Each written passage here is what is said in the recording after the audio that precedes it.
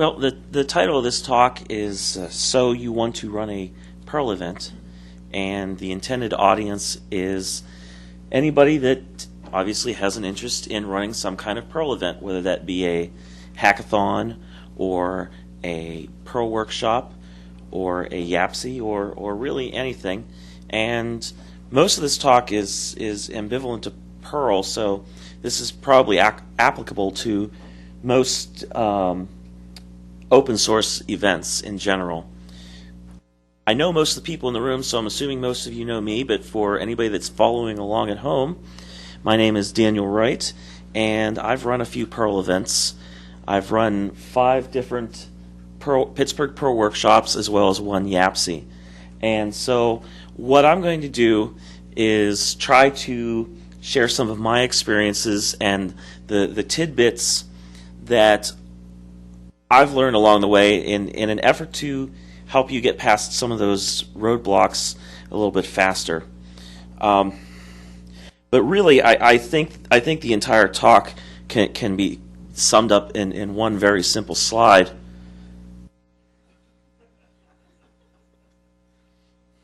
It takes a special kind of masochist to want to run a Perl event. You have to be able to twist your head a certain way and enjoy what you're doing. It can be a very rewarding process, and if you're into it, I'm here to help you any way that I can. So let's talk about putting together a Perl event. I guess the first question would be to ask, well, where do you start?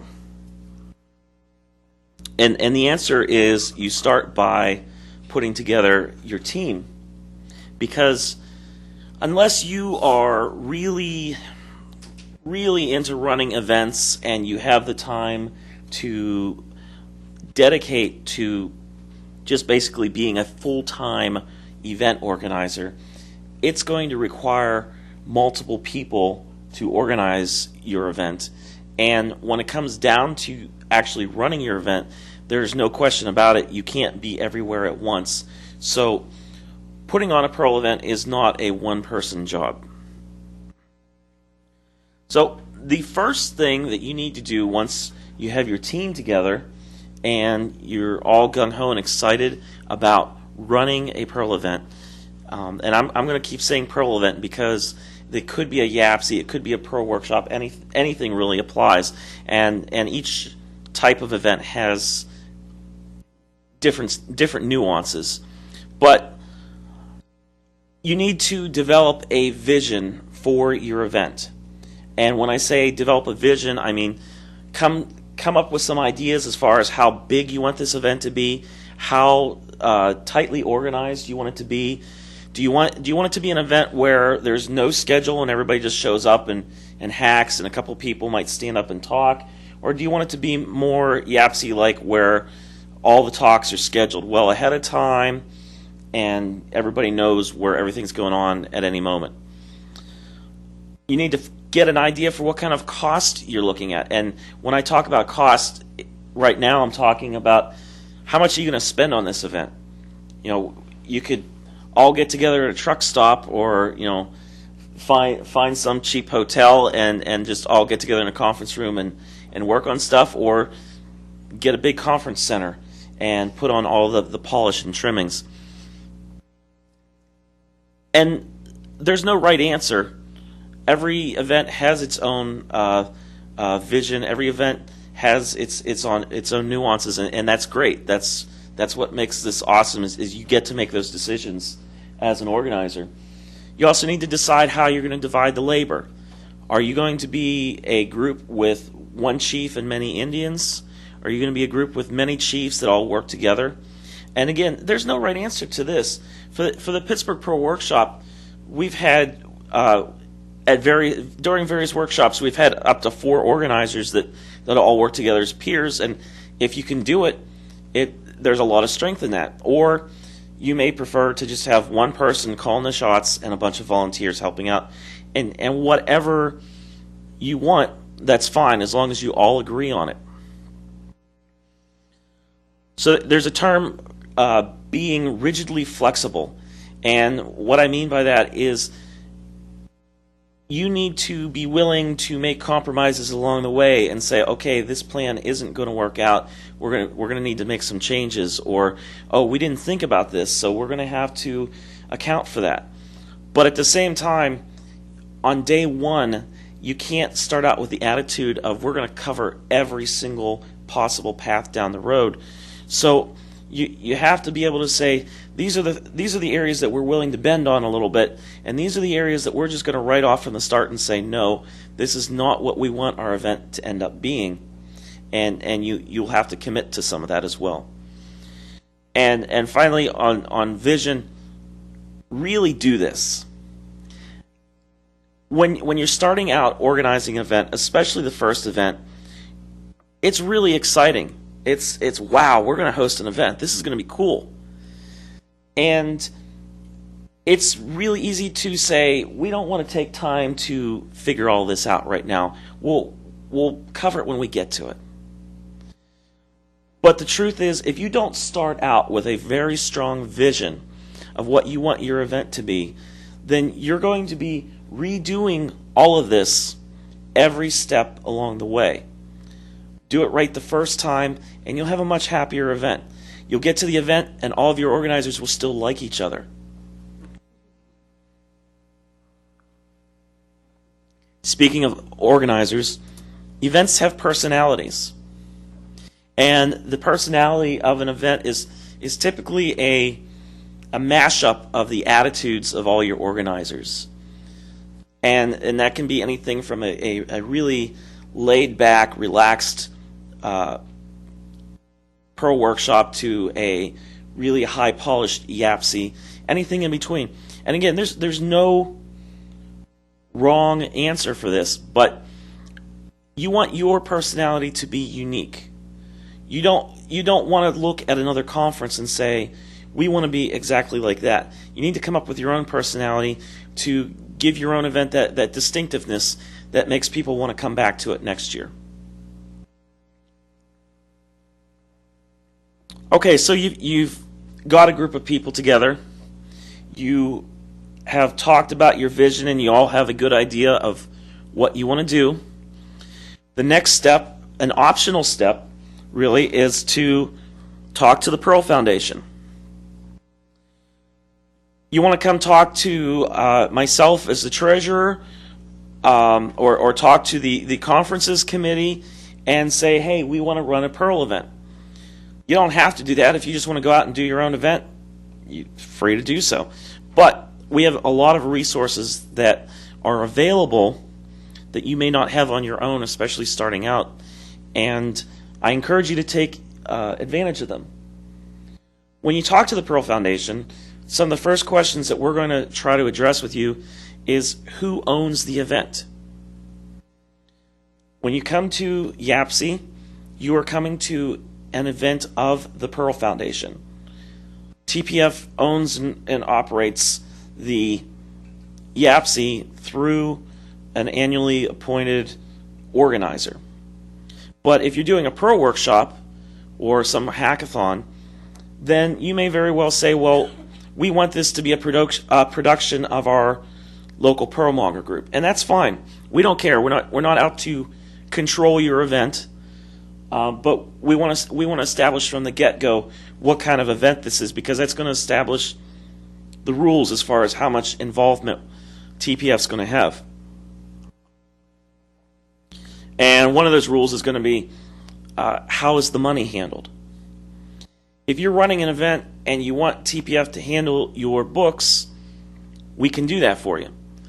We can accept all your sponsorship income, we can accept all of your registration income, and we can handle writing all your checks for you.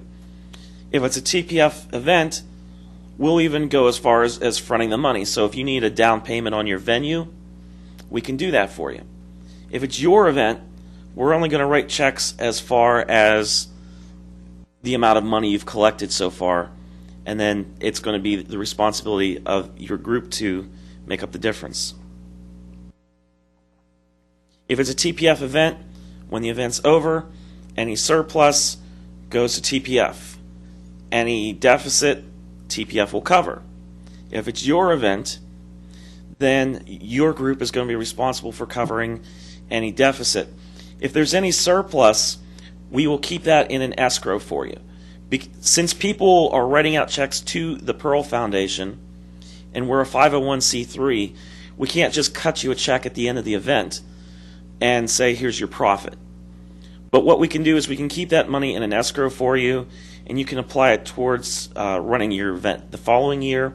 Or if you want to say, we want to take our money and donate it to this grant or this other event, or whatever, we can work with you and do that. That's fine. We'll also talk to you about what kind of services do you need. Do you want us to accept payments? Do you need liability insurance? And some other things I'll get into. Okay, so you've got a group together. You've established a relationship with TPF if you want. And the next thing you need to do is start looking for a venue. This can get really tricky. So start working on this as early as possible. Venues come in all shapes and sizes and costs. Generally speaking, you're going to be dealing with a trade-off of costs versus services. The more legwork you're willing to do, the more likely you are to get a reasonably priced venue. But when you get into, if you're at some small college campus and all you need is a couple classrooms where everybody can sit and talk, you can probably get that pretty cheap. But if what you really want is a place where you can tell them, we want all the tables arranged like this, we want tables outside for our registration area, we want this room arranged this way so that all of our sponsors have tables. The moment you start asking them to do that prep work for you, that's where the costs start coming in. It really helps if you have an in with the event, if you know somebody. A lot of events are held on college campuses, so if you have a contact with maybe a student organization there, or a professor or a dean or somebody that can convince the college that you are a good thing for them, they're more likely to cut you a deal. So it helps if you can find somebody to do that for you. Probably one of the most important things that I can stress, and one of the things that I would like everybody to take away from this talk, is that when you're dealing with venues, there is no such thing as standard. If you're talking to a salesperson from a venue and they say, we're going to offer all of these things standard, ask them exactly what they mean by that. Because there is no standards when it comes to venues. If you walk into a room and there are wall outlets along the wall, don't assume that you can plug something into them for free. Because the first 12 venues you check out might say, oh yeah, that's standard, that's part of the room. But if you walk into the 13th venue and assume that that comes with the room, you may be in for a rude awakening when you get your bill. There is no standard. There is no such thing as over-specification. We had a problem at one of our Perl workshops where we had rented AV equipment to, basically it was a large room and it was a PA system that was built into the room so that we could have a microphone up at the podium. And the AV equipment is sitting in the room with an audio out jack. And we're saying, okay, well, we're going to plug in a laptop into that AV out, the audio out jack, so that we can record our talks. And even though we've rented the microphones, we've rented the podium, we've rented the AV system, they tell us, well, if you want to plug something into that, that's an extra $250. This is the way conference places work. That's the way they think. So just because something's there, don't assume that it's free.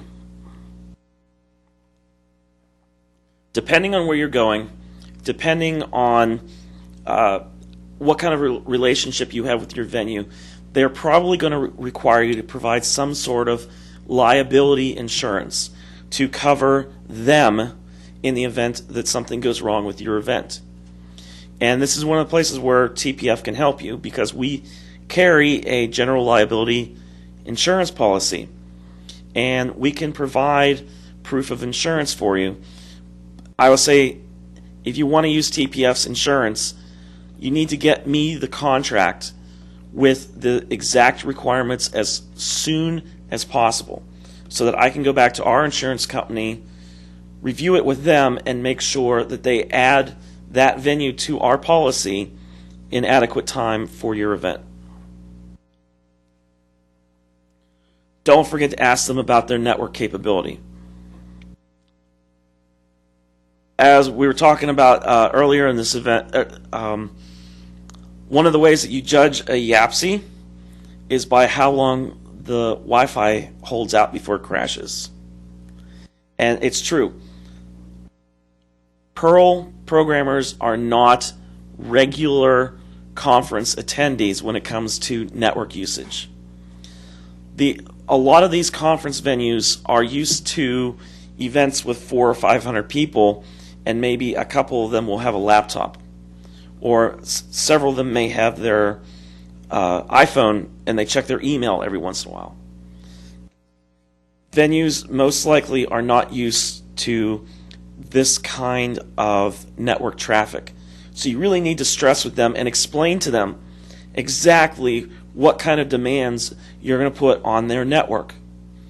And then when they are done assuring you that it'll be perfectly fine, that's when you say, I need to talk to one of your IT people. Because just because they're telling you it'll be fine, you need to talk to somebody that understands what you're talking about. Another thing you have to realize about venues is they're trying to maximize the amount of income they can make on every single room. Especially if they're if it's a college campus and you're talking about classrooms, it's not such a big deal. But if you're talking about a big conference facility, if you go into that conference facility and say, our event runs from 8 a.m. to 5 p.m. 4 days in a row, they're going to rent you that room from 8 a.m. to 5 p.m. 4 days in a row. And if they can find somebody that will rent that room from 7 p.m. to 9 p.m. on the third day of your conference, they will do so. And what that means is, if you had any equipment set up in that room, you need to make sure you take it down every single day and come in the following day and put it back up. So when you're dealing with your venues, talk to them about when exactly are you getting the room. And preferably you want to tell them that you want the room 24 hours a day.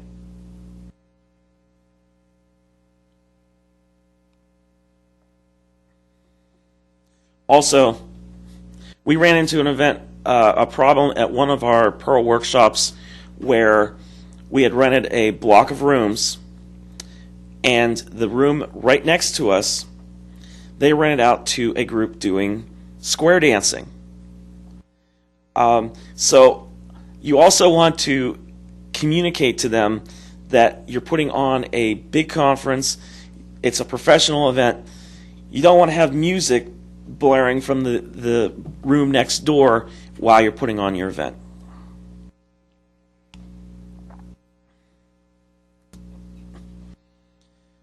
The next biggest hurdle you will have will be food service.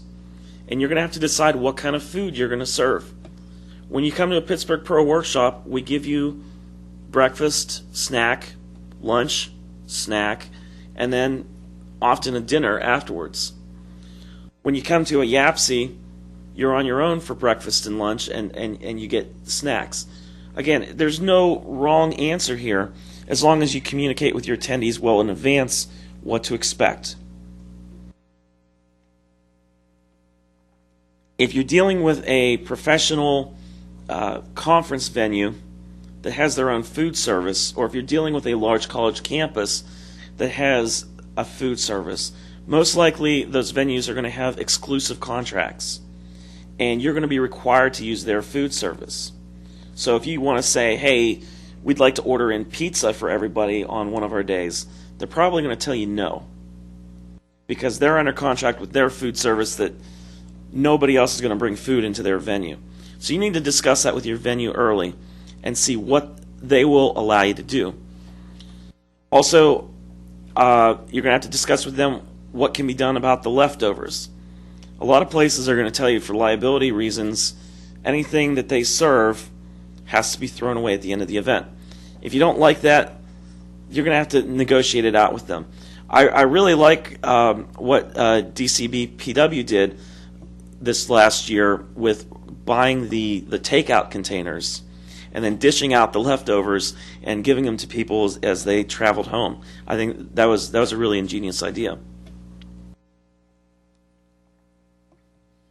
When you talk to food service, you're going to call in two different numbers. You're going to have to give them an estimate of about how many people you're going to serve. And that estimate's usually going to go in maybe 2 to 3 weeks ahead of your event. So you may say, we think we're going to have about 120 people. But then they're going to want you to call in a final number. And you're going to have to find out how much lead time they want. They'll give you a deadline. And they'll say, if your event starts on a Friday, we need to have your final numbers, say, the Tuesday before. And that's the point where you're going to have to say, okay, this is how many registrations we have. This is how many we think we're going to get in the next few days. This is our final number. And then your food service will bring enough food for that number of people. And they will charge you for that number of people, regardless of how many people actually show up to your event. So talk to your food service, find out when they need the final numbers. If they're any good, they'll probably tell you 3 to 4 days before the event. If they want more time than that, they probably don't do a lot of food service. Also check with them about special dietary considerations. We have vegetarians, we have vegans, we have a lot of special dietary requests at Perl events, and just find out from them if they're going to be able to prepare a couple special dishes for some of your participants. It's going to come up. Now, estimating your numbers. Hopefully your food service is going to be good enough that you're just going to have to tell them, we have this number of people, and they'll bring enough food. Usually, if they're any good, they're going to bring extra food just in case. But they're going to charge you for whatever number you tell them. It has been my experience, and if you go downstairs right now and look in the snack room and take a look at exactly how many donuts have been taken out of the snack room so far, you will see that generally Perl programmers hate breakfast. So if you have 150 people coming to your event, you may only want to tell them to bring enough breakfast for 60 people, because people don't usually like to get breakfast. I think it's because they prefer to sleep in. On the other hand, we drink a lot of coffee. A lot of coffee. And I am not a coffee connoisseur, so I can't give you exact numbers on that, but I know people that are, and if that's a concern for you, I can get you in touch with the right people that can give you data about how much coffee Perl developers drink. And actually, we do have some data online from past Pittsburgh Perl workshops that I can give you exact numbers from. Water and soda, consider about 2 drinks per person per day is about the average. And that's water, bottles of water and cans of soda combined. And of course, geography makes a big difference in all of this. Here in Wisconsin, we have State Street just a block down with all sorts of places you can eat. So you're not going to have a lot of people relying on food from the venue. But if you're in some other place where it's more remote and people can't walk to find food, they're going to be more dependent on food from your venue, so you're going to need to be prepared for more of your attendees to actually want to eat your food. Okay, you've talked to the venue, you've talked to food service, you've got a plan. The next thing you need to do is start talking to the Perl community. And the first thing to do is put together a website. Don't take too long. It is far too easy to get bogged down in trying to make your conference website absolutely perfect. And you say, well, it's not quite there yet. I'm going to wait another day and put some more work into it before I release. And before you know it, you've spent 3 weeks working on your website. Get it out there as quickly as possible. It doesn't have to be pretty. It's not going to be perfect. Deal with it. Get it out there, release early, release often. The conference toolkit that most conferences have been using in the past several years is called ACT. It was written by the French Perlmongers, and it's free and available for anybody that wants to use it. It's open source, but there's also free hosting for it. So if anybody wants to set up an ACT website for an event, you can join the ACT discussion list, and they'll set up an instance of their site, their tool for you, and they're also there to give you help and guidance along the way in using it. I also have this link down here on the bottom, which this is a really good essay that was written on what kind of stuff you want to consider in terms of what do people come to your website to find out about. And it gives you a list of here's things you want to make sure you cover on your website. And I'll have these slides up somewhere when this is done. Okay, you've got your website up. Announce. Announce early, announce often, and as many channels as you can. One of the best places to announce your event is at YAPC. So get up and give a lightning talk about your event. Get on every mailing list you can find and talk about your event. Post it on Perl Monks. Post it on any place you can find. And don't forget local user groups too. It doesn't have to be Perl specific. If you have a Linux users group in your area, post to it. Pricing. You're going to have to decide how much it's going to cost for people to come to your event. It would be really, really nice if we could make all Perl events free. But the reality is, if you want to have a big polished event, you're probably going to have to charge some money for people to show up. So here's a rough guideline to consider. Take all of the per person costs that you're going to have to pay. If that's, how much are you paying per head for food? How much are you paying for each person's t-shirt? If you have to pay a per user fee for Wi-Fi, anything that you have to pay, add all of those per person costs together. That is your minimum price. You do not want to charge anybody less than that amount. If you do, and your event becomes large, your pricing model will not scale. I'm not saying you can't charge more than that. You should charge more than that, because you're going to have people that are going to come to your event for free. You're going to have fixed costs that you have to cover.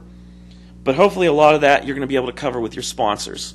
But as a minimum, don't charge less than what your per person actual costs are. Now, we want people to register as soon as possible so we have a good idea of how many are coming. One way of doing that is to have a graduating scale of costs that continuously increases as you get closer to your event. So you can have this is our early fee, this is our regular registration fee, and this is our late registration fee. And that'll help encourage people to register sooner rather than later. And when you're considering pricing, don't forget there's going to be stuff that you're going to have to pay for that you just didn't think of yet, or things that just come at you out of the blue that have never been a problem before, but all of a sudden this costs money now. So be prepared for that when you put together your budget. And I can help anybody that needs help with budgeting. I can share past PPW budgets. I can help you work with your budget. I'm available as a resource. You're going to have to recruit speakers. There's the saying, if you build it, they will come.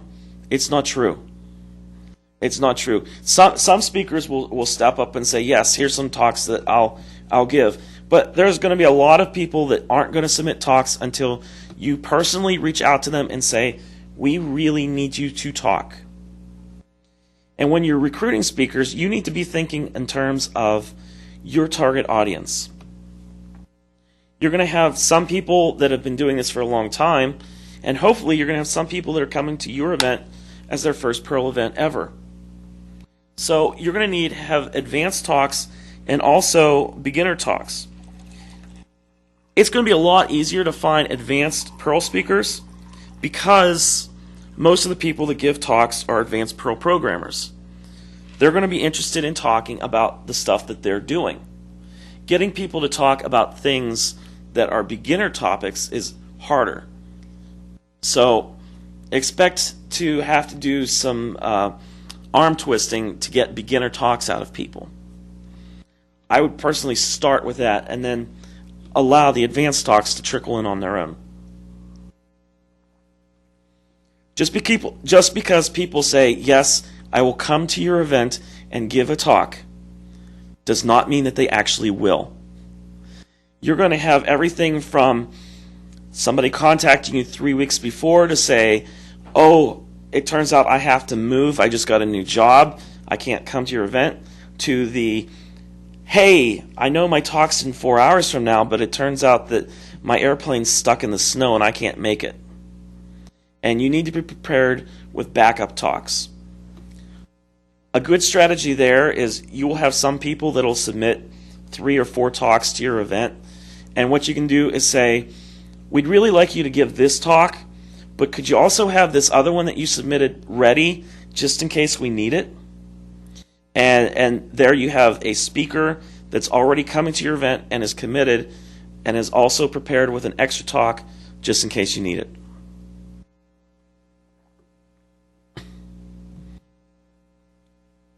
Speakers are important. If you're having a hackathon, it's not such a big deal, but if you're doing a YAPC or a Perl workshop, it's going to be a big deal. People aren't going to sign up for your event until they know who's speaking. So don't expect registrations to really pick up until you start announcing the names of your speakers. You're going to need sponsors. The more sponsors you have, the easier your life is. All of your stress goes away the moment you finally realize you have enough money to pay for everything. Believe me. Assign liaisons to every sponsor. Maybe it's one person deals with all the sponsors, maybe a couple people split up the job. It doesn't matter. But each sponsor has one person at your event that they know they can come to and talk to about any requests, any concerns. And there's one person at your event that is responsible for making sure that they are happy. We want our sponsors to be happy so that they continue to sponsor us. Sponsors want to know what they're getting for their money, and you need to have lots of options available for them. What kind of things are you prepared to offer them? Are you prepared to put their logo on a shirt? Are you prepared to make giant signs about them?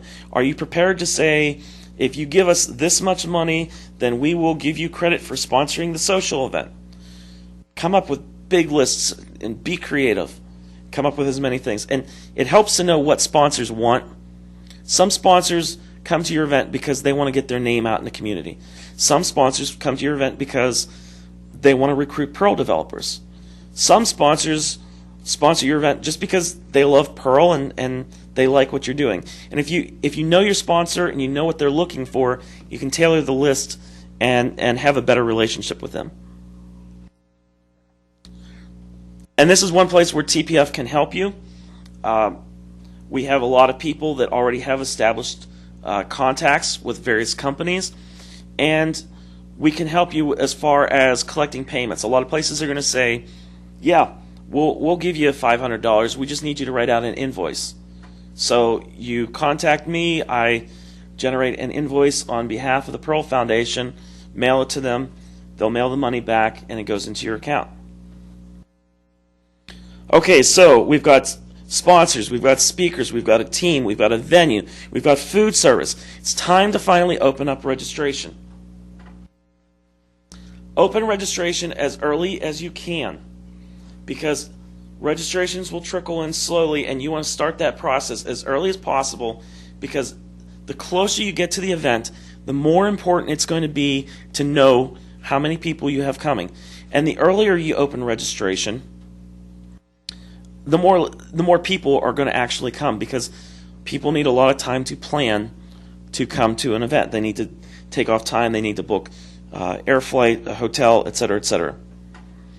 Okay, this is an actual graph over time of a Pittsburgh Perl workshop in terms of the total number of participants registered. Can anybody look at that graph and get an idea of exactly when we announced who our speakers would be? I can't stress that enough. Get your speaker list out there as quickly as possible. Announce your event over and over and over again. Every time you get out there in people's faces about your event, you will have a couple more people sign up.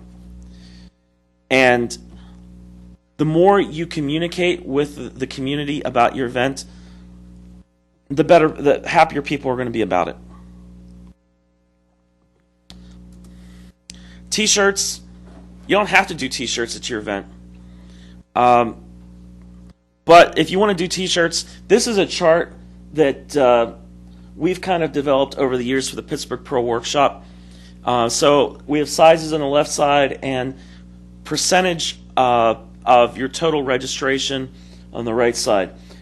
And so, for example, if we have 100 people that we know are coming to our event, we're going to take 100.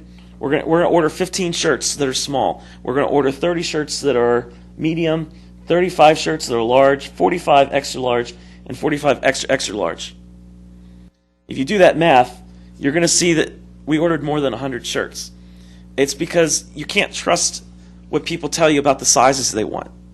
Even if you require them to tell you what size shirt they want, you're going to run into speakers that you never got a hold of. You're going to have staff, and you're going to have people that told you large, but they really meant extra large. So buy a couple extra shirts. It'll make everybody so much happier. If you have somebody show up at your event and you don't have the right size shirt to hand them, it's the worst thing in the world. It is as if you had taken mud off the ground and thrown it in their face. Yeah.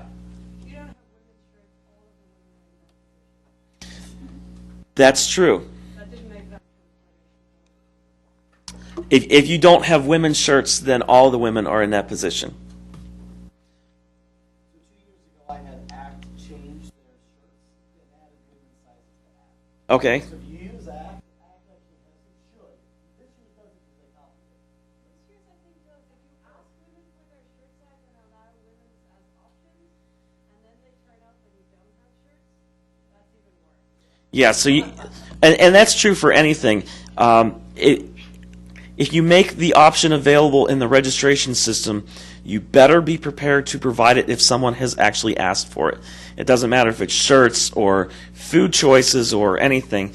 If you put in your registration system that this option is available and somebody asks for it, make sure that you have it there.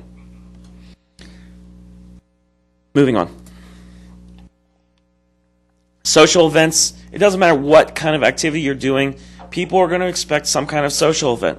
It may be very low-key. We're all going out to the bar at the end of the night. Or it may be we're renting out some big facility and, going to a nightclub for a night. They're going to want something. And the best thing that you can do is start planning your social event early. If you have the people, take somebody and put them in charge of the social event and make that their one and only job. Because I will tell you, social events is something that always gets forgotten until the very end. We've got all the details of the event put together. We've got all the shirts ordered, all the badges printed, all the foods taken care of. Okay, what did we forget? Oh yeah, what are we doing for a social event? Well, I don't know. Let's try to find a place. Well, sorry, everybody was booked like 3 weeks ago. Put somebody in charge of the social event. Make that their number one priority. Get the social event taken care of early. If this is your first time running an event, you may not know how many people are coming, and you're going to have to try to find some place that's going to be very elastic in terms of how many you can bring. If you call up a place and say, we might have somewhere between 20 and 300 people coming, they're going to laugh at you. So, you may not be able to book a venue for your social exclusively your first time around until you have a good idea of how many people are going to be there. Yes? Just a comment from this year. I was shocked at how helpful it was having it on the schedule. It hadn't occurred to me beforehand. So the comment was it's a very good thing to have the information about your social event actually on the schedule for people. I agree.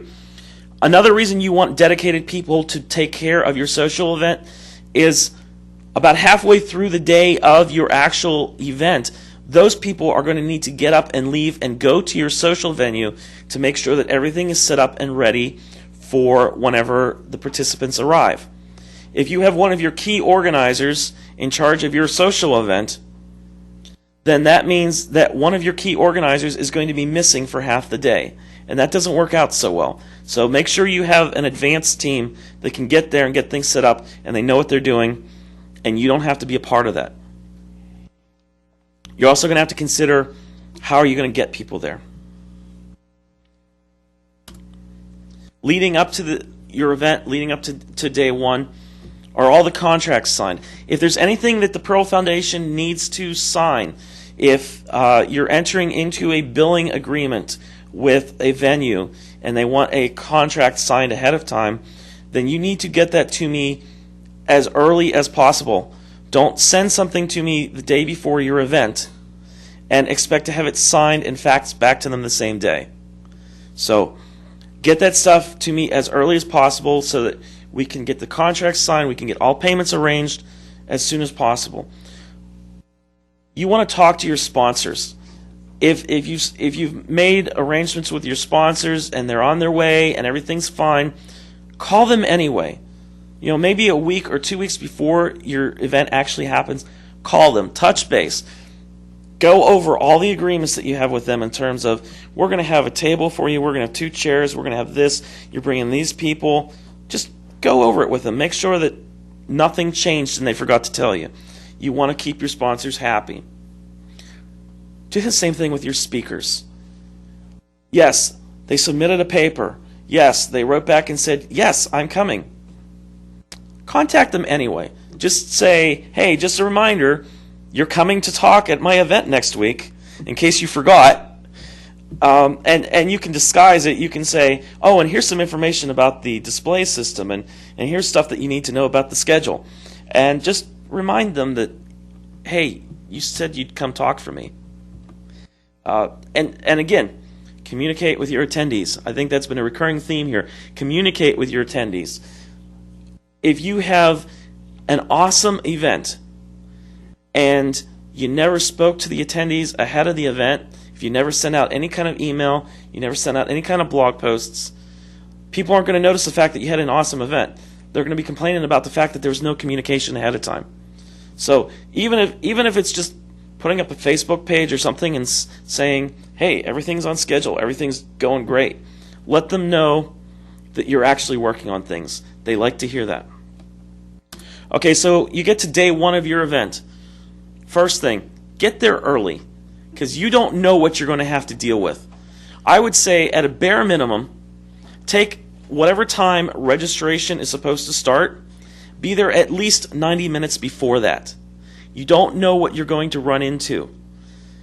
Because when you went to meet with that salesperson at the venue, you probably went at 3 o'clock in the afternoon. You weren't there at 5 o'clock in the morning. So you don't want to show up when registration's about to start and find out that they forgot to unlock the doors. That stuff happens. So get there early so that if there's any problems, you can deal with it. Number one priority, before you do anything else, when you get there, get the coffee going. Okay? Because you will get a massive rush of people when they first show up. The first thing they want is coffee, and you need to make sure that you have enough of it prepared so that you can meet that initial demand. And it takes a long time for that coffee to brew. It's not like your home brewing system. It's a big thing. Right. And it takes a long time. Right. Doing coffee for a big group is not the same as brewing coffee for yourself in your house first thing in the morning. It takes a while to make a lot of coffee, especially if you're making good coffee. Second priority, get your registration table set up.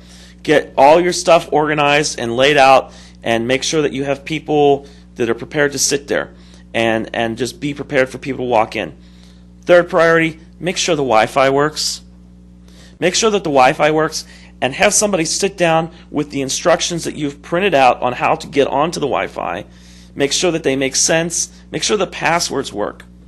We run into this with the Pittsburgh Perl Workshop a lot, where we go in and we talk to them on Tuesday, and they give us a whole long list of usernames and passwords. And we say, this is for an event this weekend. And they say, oh, yeah, no problem.